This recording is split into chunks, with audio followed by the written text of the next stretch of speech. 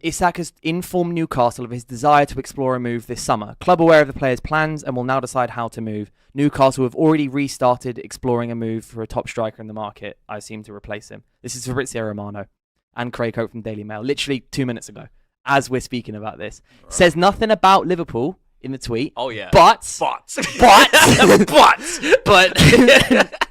Yeah. 1 + 1 is 2. But literally, as we're talking about it, major update. That is a bombshell. That's massive. You know why as well? From an Arsenal perspective, we're probably thinking, is it too late? Get rid of Gyökeres. Cancel the deal. If I'm Gyökeres' agent, You was all doing this. I'm like, bro, you better get that deal sorted now before there's no room for...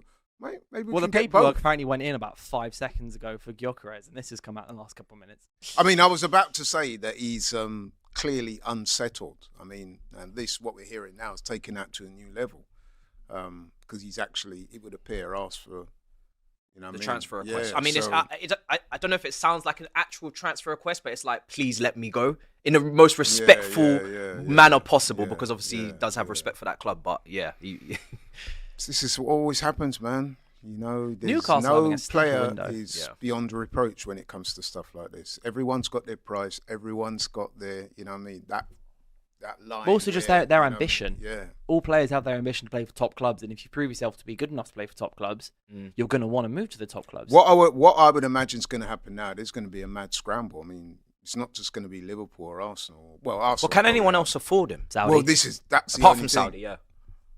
No, but he's been linked to Saudi. But would he want to go to Saudi in the I prime don't think of he want to his career? go to Saudi. But who would have heavy hitters that might need a striker? I mean, in the Premier League, I don't. I said heavy hitters. Listen now, you lot spent 7 weeks negotiating from Mbeumo. I don't think you got the Isak money on. We don't have any money. Listen, mate, with respect, Nicholas Jackson or Rolly Watkins. I think Isak's a little bit too much. Oh yeah, no, I'm in dreamland here. We're talking about Isak. I'm looking at thinking Barcelona to maybe obviously look at the future of Lewandowski, but they always have issues registering players. They don't necessarily have a pot of gold waiting to put on Isak. Bayern Munich with Kane, they've already got someone. Man City have Haaland. Italian clubs never have any money. PSG may be the only team you'd look at, but they have a Ballon d'Or, contender in that front line pressing his heart out. It really is only all roads lead to Liverpool. It won't be Chelsea. Not for the wages. I mean, Isak will probably want about 200. He wants about 300 according to reports. Yeah, 300, yeah. So I have to ask you then, Dylan, because obviously it's 2020 titles, maybe 21 if this goes through. Is that Liverpool taking the title for you if they get Isak? Well, I mean, I've been saying all this week, if Liverpool don't, from just a football perspective, if they don't win the league next season, that's failure for them. You can't win the league, spend 300 million and go, we'll take second. You can't do that as a club. And their team, if they were to get Isak, I mean, they've got Ekitike, which is obviously he's a fantastic young striker. Yeah. And if they were to get Isak, that pretty much completes their team. The only thing I would have with Liverpool where they could slightly have an issue is the fact that their two centre-backs are going to be on an island next season. If they've got both Kirkhead and Frimpong on either side, you've then got, let's say, Konate stays and Van Dijk, they're going to be by themselves at the back. Because the two wingers, Frimpong is a winger, effectively. He's a winger who's playing as a fullback. And Kirkhead's aggressive defender, as we've seen last season in the Premier League. But generally, his best attributes have been going forward. He's got a mint cross on him, can score goals as well, and links up play really well. Like, defending isn't his strongest suit. So, unless Liverpool capitulate at the back by just players trying to play like really aggressive football against them, but as we know at the same time that also doesn't work because they've got such a hard-working midfield and front three. It definitely is. They have to win the league next season. Well, they are absolute favourites. We spoke about this yesterday about Arsenal, depending on if they get, obviously Gyökeres is through, and if you were to get Eze as well, that would potentially put you in the conversation. I would say no more than to challenge them and to push them. Definitely not put you as favourites at all to win the league, although Arteta might need to for the sake of his job. They're not going to get rid of him. Forget all this ballyhoo about Arsenal fans saying if he's got a win or something. Yeah, they won't. No, I don't feel that may be what he is kind of like their Wenger, isn't he? Like they like the way that he kind of looks after them. I feel like obviously we got a poll up as well. 67% so far saying Isak will go to Liverpool. The other options are Saudi and PSG. I'll get super chats in a second. I feel like I feel like Kirkes, because he will definitely be the better defender out of him and Frimpong. He'll probably be asked to stay back a little bit. And this is why I still feel like Szoboszlai is definitely going to start most of the games, because he's also going to cover for Frimpong, maybe the same way Henderson covered for Trent. If Liverpool sell Diaz and also Nunes as well, who's been linked with moves away, then of course they'll have the money for Isak, and they'll have the money just in general to keep buying players. So they got sales to do. I'm sure one of Elliott or Jones will be looking to move as well. They sold Kwanzaa earlier on in the window. If Konate signs a new deal, that keeps the backline pretty stable. There was talk about him leaving on a discounted price. Liverpool are, I hate to say it as a Chelsea fan, but they are having an insane window.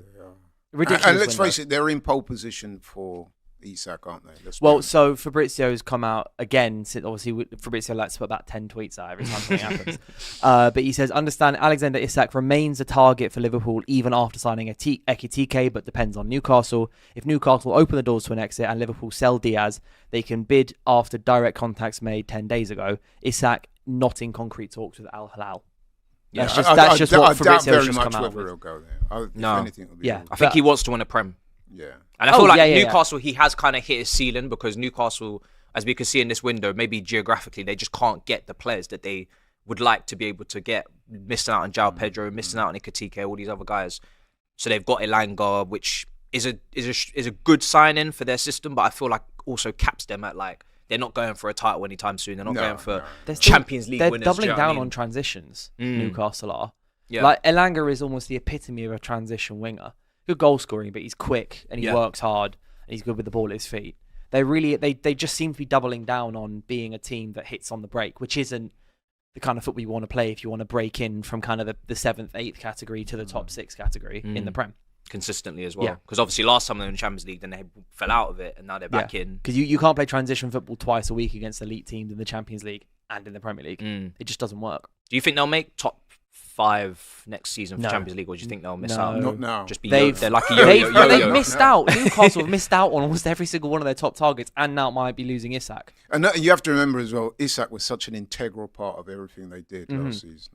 And they also lost Callum Wilson, who I know was injury prone, but was a great goal scorer in his prime. They put in a bid for Wissa. Yeah. They did about 25 million, which is half of what Brentford want. So they might go back in. If they lose Isak, they might definitely go in for Wissa. I think they probably might go in for Darwin Núñez. No, I think they need Mateta from Palace. No, they won't get Mateta. You don't think so? No. Depends on what happens. Mateta's already expressed that he's happy at Palace. Okay. But I think it depends on what happens on his contract. Mateta's got 2 years left. And if Palace don't win their appeal to be back in the Europa League, I think they were in contract extension talks with Mateta, and then they kind of stalled after Palace dropped out of the Europa League. So if they then don't win this appeal to get back in it, then Mateta might not sign a new deal and think, Mateta's 27. I think he's got 1 year left on his deal, but maybe have an option it's a +1. +1. I mean, but that maybe, is effectively 2 I should years. qualify that by saying that, as we've seen with Isak, players say they're happy and got no intentions until something happens. I'm not sure if Newcastle will be a big enough. I think it would be Champions League football for Mateta. I think in a World Cup year for France, guaranteed to start. I think it would be a big move.